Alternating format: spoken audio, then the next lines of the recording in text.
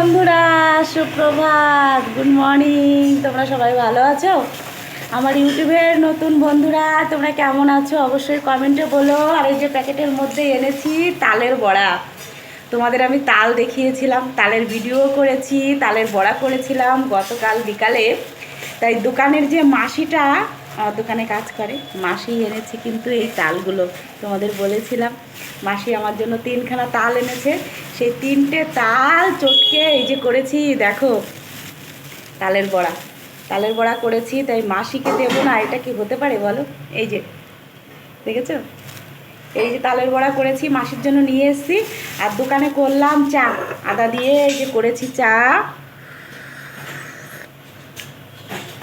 আজকে মনসা পুজো, কাঁচকলা কেটেছি, আজকে মনসা পুজো।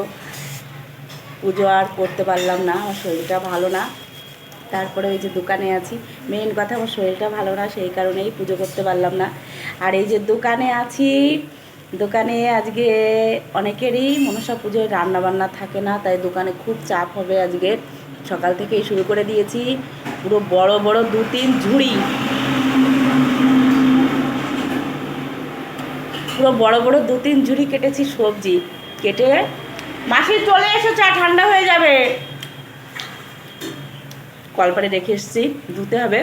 তোমাদের দাদাভাই রান্নাবান্না শুরু করে দিয়েছে, আটা মাখা শুরু করেছে, রুটির ঘুগনি শুরু করেছে। এখন বাজে 7টা। এই তো চা খেয়েই চলে যাব রুটি করতে। এখন থেকে স্টার্ট করে দেবো দোকানের কাজকর্ম, রান্নাবান্না সমস্ত কিছু। সবাই ভালো থেকো, বাই বাই।